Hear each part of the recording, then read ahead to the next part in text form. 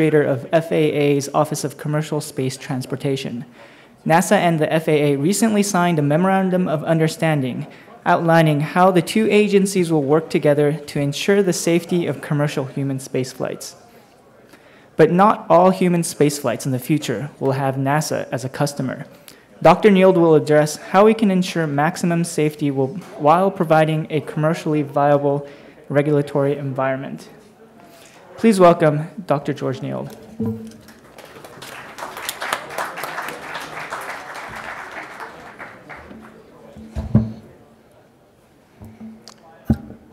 Well, thank you very much, and good afternoon, everyone. Let me start by explaining the bandage. I had a little run-in with my garage door recently, and the garage door won. So I'm really pleased to have this opportunity to meet with you today to talk about what's been going on in commercial space transportation.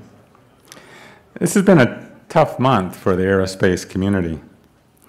Over the past couple of weeks, we've had to come to grips with the loss of two genuine superstars, two icons that each had a tremendous impact on our industry. Sally Ride, the first American woman in space, grew up here in California, earned a PhD in physics from Stanford, and was selected by NASA as one of the 35 new guys, the first group of astronauts specifically chosen to fly on the space shuttle. In addition to twice launching to orbit as a mission specialist, she was a member of the accident investigation boards for both the Challenger and Columbia accidents, the only person to serve on both panels. She was also a member of the Augustine Commission, the group that was tasked with identifying potential options for our nation's space program following retirement of the shuttle. After leaving NASA, she taught at the University of California, San Diego, and later formed her own company to encourage young people, especially girls, to study math and science. We're going to miss her. Someone else we're going to miss is Forrest McCartney. Lieutenant General McCartney served our nation in a number of different roles, including as an Air Force officer and as the fourth director of NASA's Kennedy Space Center.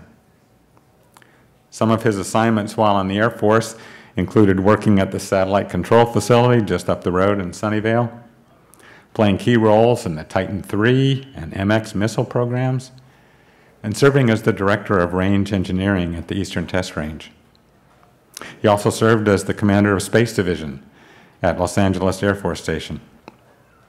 General McCartney was a tremendous leader, and he had the ability to inspire the people who worked for him to give it their all, even under some very challenging circumstances.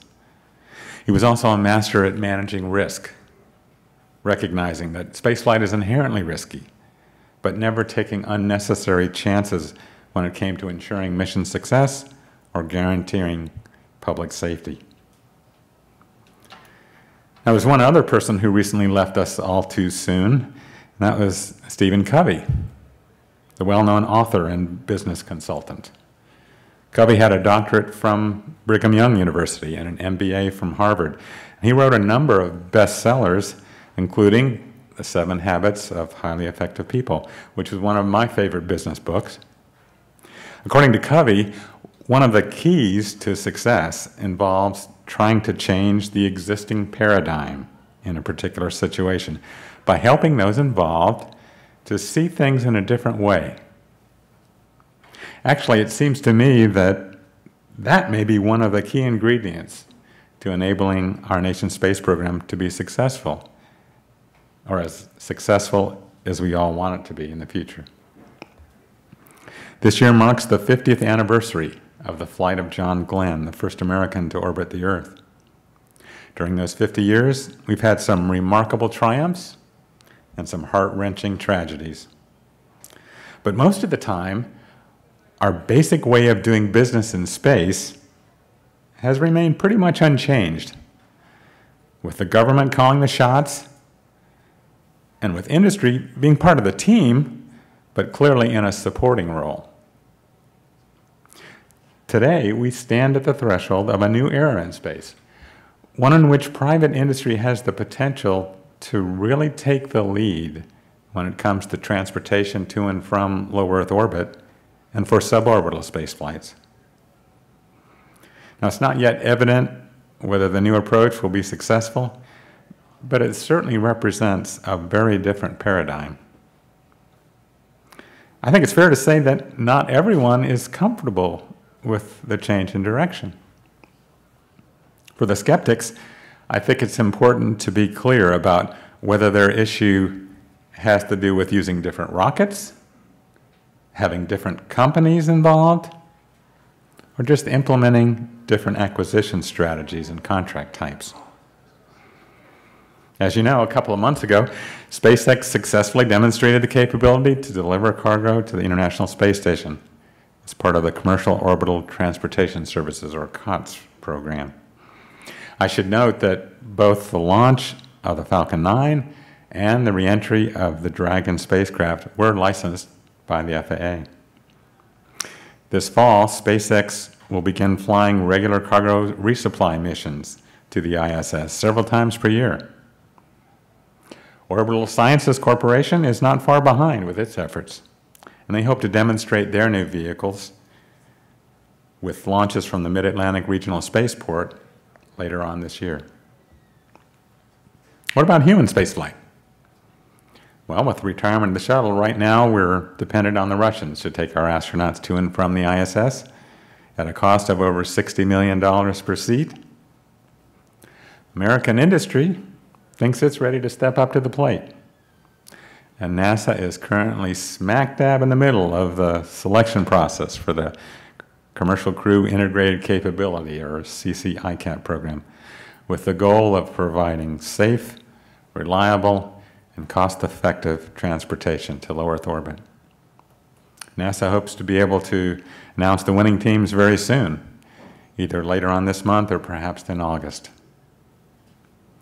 Because those commercial crew missions are going to be carried out by private industry, but in support of NASA space station, there's been a lot of discussion in recent months about the government's roles and responsibilities. How are NASA and the FAA going to work things out? Who's in charge? And who will be ensuring safety? For those who may have missed it, I'm pleased to report that on June 18th, Charlie Bolden, the NASA administrator, and Michael Huerta, the acting administrator of the FAA, announced the signing of a Memorandum of Understanding between our two agencies for the achievement of mutual goals in human space transportation. Under the terms of the MOU, for operational missions to the space station, commercial providers will be required to obtain a license from the FAA for the purposes of public safety. Crew safety and mission assurance will be NASA's responsibility. Now, there's still a number of technical challenges that need to be addressed, but with the MOU in place, I feel confident that NASA and the FAA will be able to work together to resolve the remaining issues and to answer any new questions that may arise. Pam Melroy, who is a 3-time shuttle astronaut who served as a commander on STS-120, recently joined the FAA as our senior technical advisor. And she's done a fantastic job of keeping our human spaceflight team focused on the key issues and strengthening our partnership with the folks at NASA, both at the Kennedy Space Center in Florida and at the Johnson Space Center in Houston. So what are we trying to do? Well, it's really a question of finding the right balance. We want to take advantage of all of the knowledge and experience that NASA has accumulated over the last 50 years of human spaceflight. But at the same time, we don't want to put unnecessary limits on the creativity and innovation that American industry can bring to the table. It's also important to remember that in the future, not all human space flights will have NASA as a customer. Bigelow Aerospace may at some point be operating a commercial space station, serving sovereign clients from the international community or corporate researchers from the US. Space Adventures may be brokering a new wave of space tourists and their flights to space. People who have long wanted to go to space and could even afford to buy a ticket, but who weren't really excited about having to learn to speak Russian and spending 6 to 12 months away from family and friends to train in a foreign country. I'm sure there are other companies that have different business models, but it seems to me in the very near future, both the number and the variety of space launches will be increasing rapidly. Taking things just a bit further, let's see if we can apply habit number 2 from Covey's 7 Habits book. Begin with the end in mind. What does that end goal look like? If I put on my crystal ball and look into the future a decade or two, I see government and industry working together, carrying out complementary operations in a mutually beneficial way. NASA is busy with a robust exploration program and conducting scientific research on the moon, several near-Earth objects, and throughout the solar system. They are supported by a rapidly growing commercial infrastructure, with a commercial propellant depot to enable deep space journeys, multiple commercial space stations, and maybe even a commercially provided habitat on this lunar surface. There's a thriving suborbital space tourism market, with several launches per day allowing thousands of people to personally experience spaceflight every year.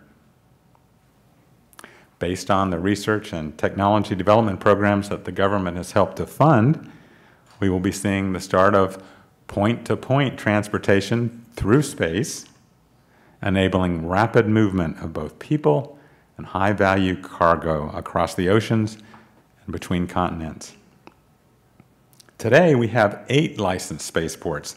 In the future, we'll have dozens, with each one focusing on a specific market niche. Large geosat launches, small sat launches, space tourism, research and development, spaceflight training, or point-to-point transportation. In terms of safety, we want to significantly reduce the 2% fatal accident rate that NASA has demonstrated with the space shuttle. The current fatal accident rate for scheduled commercial airlines is about 10,000 times better than that, on the order of 1 in a million flights. Can space travel ever be that safe? I'm not sure, but there's no reason why we can't take some pretty big steps in that direction. To do that, though, we're going to need a lot more flight data. We'll need to have a top-level, data-driven regulatory structure that encourages both innovation and the sharing of lessons learned. Competition is good, but if we're going to be successful, we'll need to figure out how to get past the challenges of competition and proprietary data so that each launch operator doesn't have to make the same mistakes over and over again. Once again, it's a question of balance. As you may know, even though the FAA is responsible for regulating commercial human spaceflight, Congress has issued a moratorium on new regulations that are intended to ensure the safety of crew or spaceflight participants until October 1st, 2015, unless there's a fatal accident or a close call prior to that date. We've been encouraged to work with industry to better understand what those regulations ought to look like, but because of statutory constraints on the federal rulemaking process, we won't be allowed to talk about the specific rules that we think might be appropriate, even if they're in draft form, until after that October 2015 date. So figuring out how to make progress, given all of the constraints, is going to be a challenge. In response, what we've decided to do is hold a series of public telecons on a variety of specific regulatory issues to allow the public and the industry to share their ideas with us on the best way forward. There will be a Federal Register announcement coming out soon that will contain additional details. So please watch for it and by all means participate in the discussions. Just a quick update on some other items of interest. Our Commercial Space Transportation Center of Excellence is now up and running with 9 different universities across the country doing some great research in support of both the government and the industry. And we're in the process of talking with other federal agencies and with other universities about how they can partner with us on this exciting project. We recently issued an experimental launch permit to Scaled Composites for Spaceship Two, and we're looking forward to their first rocket-powered test flights later on this year. A number of different folks are talking to us about applying for spaceport licenses, among them Alabama, Colorado, Texas, Hawaii, and Puerto Rico. Several companies are in pre-application consultations with us on the potential benefits of getting a safety approval. And as you heard earlier today, we have just issued an RLV launch license to Armadillo Aerospace for their STIG-B vehicle that will allow them to participate in NASA's Flight Opportunities Program. So we've been busy, but it's very gratifying to see the pace of activity starting to pick up in the commercial space arena. If we can just keep the right balance, I know some good things are going to happen. Thanks again for inviting me to speak today, and I hope you enjoy the rest of the conference. I'd be happy to take any questions you might have.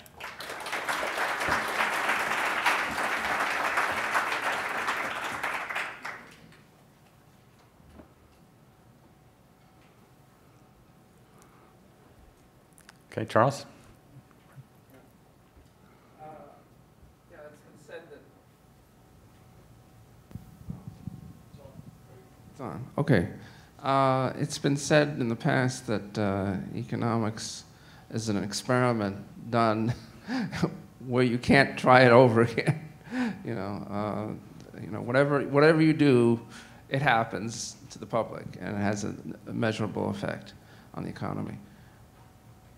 What I'm concerned about, and I like the general terms that you've been talking about in terms of the agreement with NASA, is that because you're starting out with a situation where NASA is most likely going to be the major customer, that, will things seep in? Nobody knows ahead of time. I mean, we can't really know ahead of time what will be the level of excess that will be that damper on the industry growth. It's like that problem with the economics.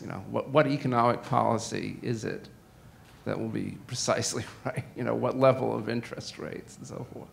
So, this is concerning because NASA is obviously the main customer for human flight at first, and people are going to be working toward satisfying them. Well, that's a great question, and unfortunately, I think this is an experiment, but I think we have a lot going for us right now, just in terms of the basic capabilities of the companies that are trying to win that NASA business. Many of them, for example, have the capability to take 7 people, and most of the scenarios that I've seen that involve sending people to and from the space station perhaps would be 3 and 4. So there is some excess capability there. And again, if you talk to the companies involved, at least what they're saying public is, of course, we're going to meet all of NASA's requirements. And then if they have a vehicle that does, in theory, that allows them to pursue these other markets, which they are free to do today under pure FAA regulations, but because it is so expensive and so hard, they are looking to NASA as a primary first customer. So I think we're just going to have to see how this plays out. We have a lot of visionary business folks out there, whether it's Bigelow and others, who say that once we have safe, reliable, cost-effective transportation, they have a great way to use it. But until we see somebody really deliver, it's going to be a little bit of taking things on faith. At what point does it become an impediment? At what point does it become an impediment? And NASA requirements, increase the cost for the other outside possible markets. at what point does it become an impediment to the outside markets? That's really what we don't know. You know, so that was my point fundamentally, that we don't know at what point is there a point where the NASA I mean, I think there is a point where it might be that you can't sell those extra tickets because of the requirements on the 3 folks going into the space station for NASA purposes versus the 4 going there or somewhere. So that's a challenge. I don't have the answer to that particular question. I would point out that as we go through and look at what should our FAA regulations look like, we're starting with the NASA requirements because they have the experience, they have the knowledge, they've done this before. But we're trying to go through line by line, paragraph by paragraph, and say, okay, NASA said you need that for their missions, but would you really need that for a commercial mission? Yes or no? And we believe there are a number of requirements that aren't necessarily applicable for a non-NASA mission. And so our approach then would not be to include those in our regulations, but we do want to be compatible and consistent with the NASA requirements so that we don't put industry in the box of saying, wow, we got 2 sets of government regulations. Which do? We can't afford to have 2 different vehicles. That's the dilemma, and that's why we're trying to work so closely with NASA going forward. Okay, other questions? Right there. Is the FAA working on any standardization of training requirements? Or we work on standardization of training requirements. So I think we're thinking about training requirements. We have not yet imposed training requirements over and above the basic set of things that are currently on the books in terms of emergency egress and things like that. One of the challenges that we face along those lines is that there is such a wide variety of different vehicle concepts out there. And so the training requirements either to operate the vehicle or the trajectories that are followed or to get in and out, they might be very different depending on whether you're talking about a Dream Chaser launching on an Atlas V versus a Strato launcher versus a Dragon on a SpaceX. So we're trying to be as general and as performance-based as we can rather than getting real specific like we have in aviation of different classes, different categories, and so forth. So someday we may get there. Right now, we're trying to leave open the option of innovation, creativity, just make sure it's safe for the public. Okay, other questions? Over here, Jim. Hi, George. Jim Armour with ATK. First of all, thanks for your kind words on General McCartney. It was a terrible loss. Second, congratulations on the progress FAA has made on ground and launch activities. It's remarkable. Has there been any discussions, policy-wise, preliminary discussions about management on orbit of, once you've got up, traffic management on orbit at all? That's an excellent question, and for those who might not understand the context, in law and regulation today, the FAA is responsible to oversee the launch and the reentry of commercial space flights.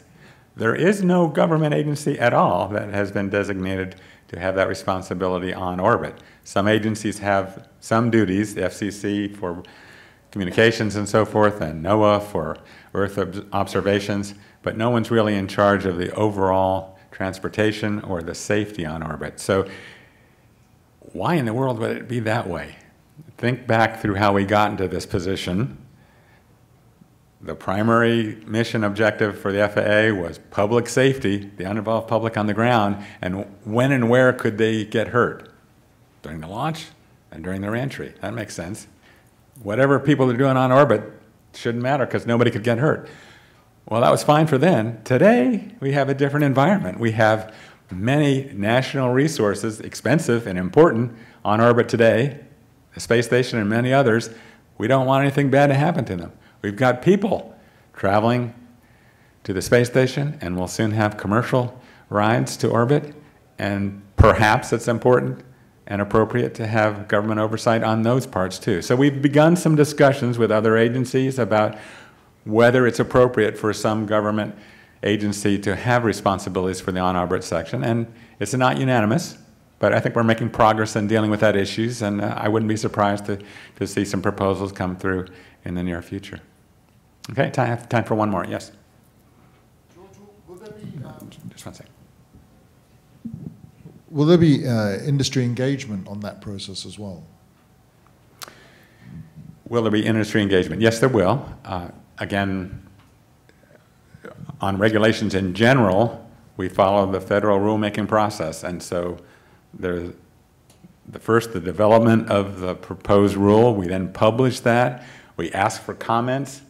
We look at those. If we've made mistakes or if somebody points out something that we hadn't thought of, we have a chance to modify that before it goes to a final rule and goes into effect. So it's the good and the bad. It's a good aspect of our rulemaking process to try to get input and make things better, but it also slows things down and makes a very bureaucratic system. So sometimes it can help you, sometimes it can hurt, but hopefully in the end it works out for the best. So thanks again for letting me speak with you. Enjoy the rest of the conference.